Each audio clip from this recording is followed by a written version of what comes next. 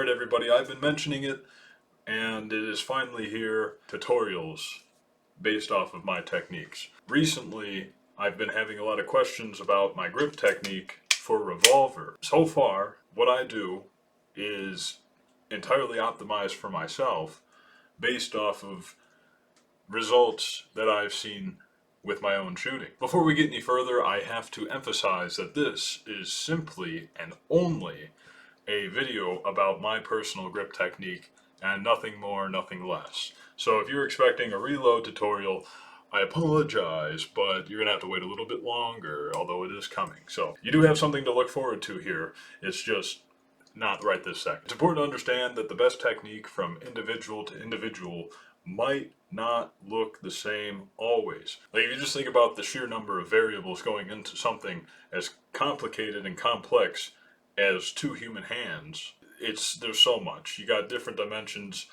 up the wazoo with every single individual segment of your finger, every bit of your palm, finger length, the palm size ratio. It's going to look different for everybody. My hands are on the large side.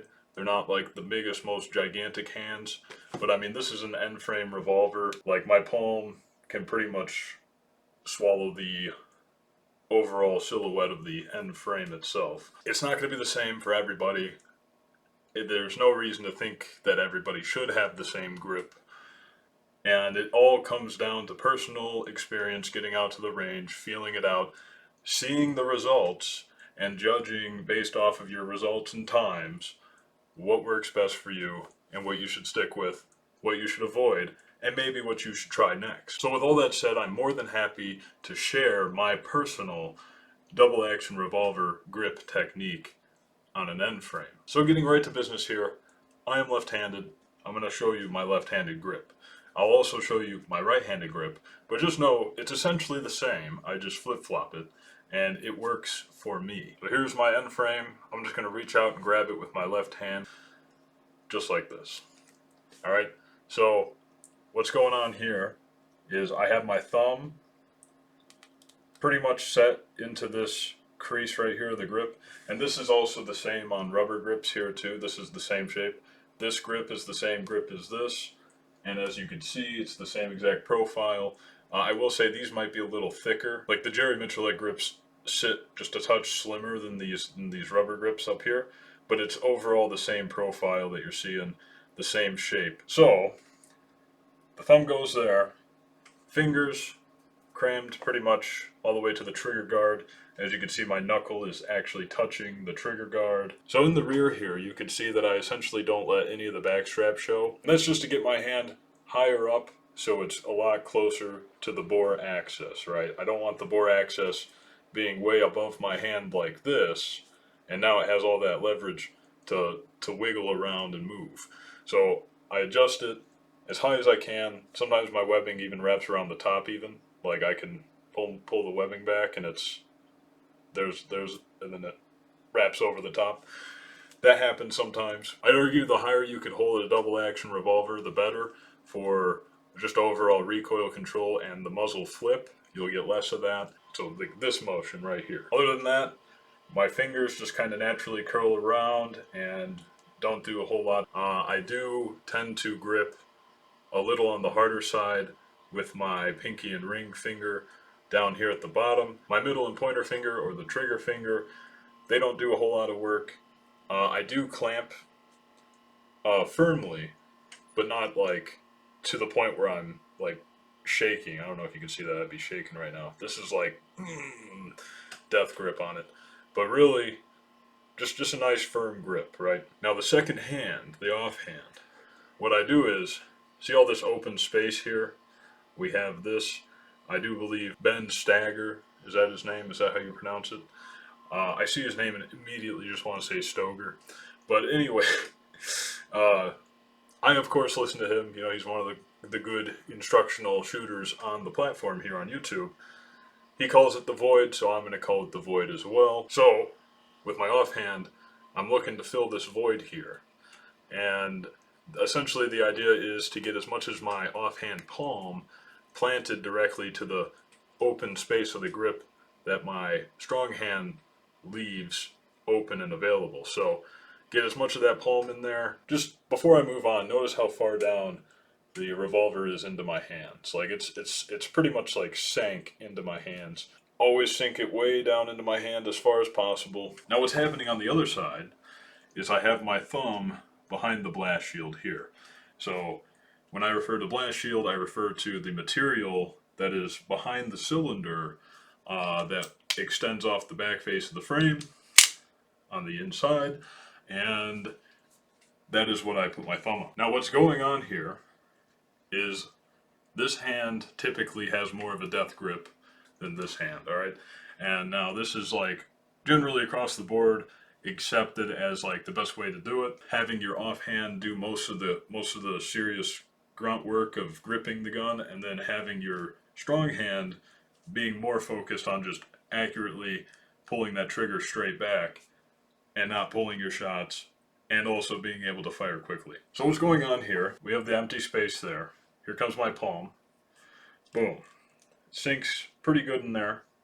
My palm can touch the wood material of the grip that's still exposed in there. I like to go weak hand pinky on the outside of my strong hand pinky, and then so on, just weave the fingers. So pinky here on the strong hand pinky, and then just get the other fingers down. Now you'll see my pointer finger on my offhand is just continuing the grip from my strong hand, and it just goes further up the trigger guard. Now what I'm doing with my thumb is I'm actually applying pressure to the blast shield back there, along with applying pressure to the...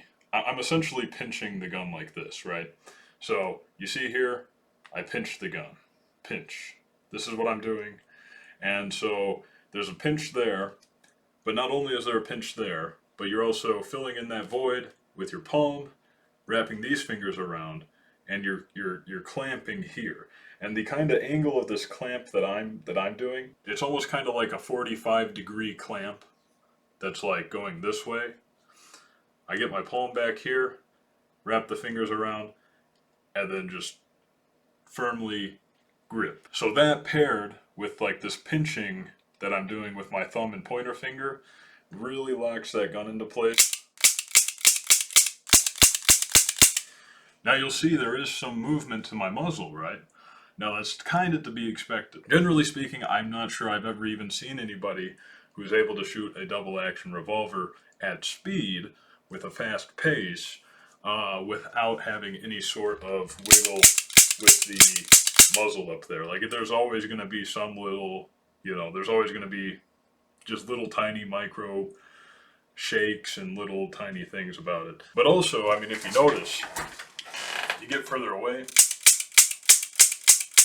I mean, you can barely tell anything's happening. And so some of you might be wondering what I do for my right hand when I shoot offhand. Now that I'm holding it offhand, I call my right hand my strong hand in this case, and my left hand my weak hand. Same exact thing. This is what I do. I do the typical grip like this with my strong hand, thumb over that little hump there from the grip. And same thing with the weak hand. I get my thumb up there on the top half of the blast shield. I pinch with my pointer and my thumb, so my thumb and pointer are pinching like this, and then I put about a 45-degree angle firm clamping grip like this over my strong hand. Now I have seen some right-handed shooters see my grip and they go straight to the comments saying like, oh, I tried to grip it like that, but since I'm right-handed, I just kept on hitting the cylinder release like this. Overall, maybe it's your hand shape, maybe it's your hand size, like I got pretty big hands, right? Maybe I just have better reach with my thumb than a lot of people, I guess. But this works for me, right? Like I can go like this, I can get into the classic Jerry Mitchell-like reload, and then I can get back into it. See how that works? I didn't accidentally hit the cylinder release. Just assume I have moon clips going in there, and I could do it just as well with my right hand as I can my left. I can't do that right now, for real, for real. But yes, if I were to shoot right-handed with two hands, that's exactly what I would do pretty much every single time. It makes sense to me. I don't personally have a problem with it, so I'm going to use it. You know what I mean? Now, if you end up hitting the cylinder release every single time, then maybe it's best to hang it up, call it quits on that grip, and maybe focus on a different style, a different technique, right? I'm just saying that that's what works for me. And currently, at this moment in time, I don't really have a great reason to switch it up. I've played around with curling thumbs before, like this. Uh, my thumbs are currently, right now, as I'm talking, oh my gosh. All right, right here, right through here, it's like this right in here, just cramping. It's all cramped up. It hurts. It's maxing out the range of motion on my thumb, which I personally don't like shooting with any sort of maxed out range of motion whatsoever. It's kind of why I don't like Glock grips. So there's my grip technique for double action revolver shooting. Like I said, it's subject to change, alright? This is just what I feel most comfortable with currently at the moment. And, I plan on doing this for many years. So there's a lot of time for me to change my mind, which is totally fine. I don't know why people think it's not okay to change your mind.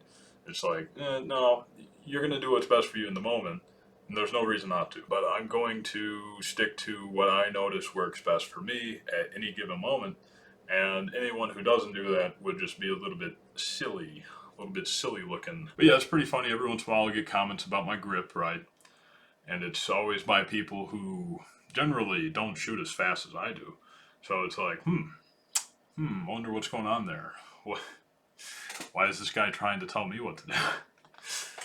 And a lot of people see that as ego, but it's not ego. If anything, it's ego for them to be trying to tell me what to do in my comments. So it's like, what are you thinking, So, whatever. That's about it. I'm going to have more tutorials out.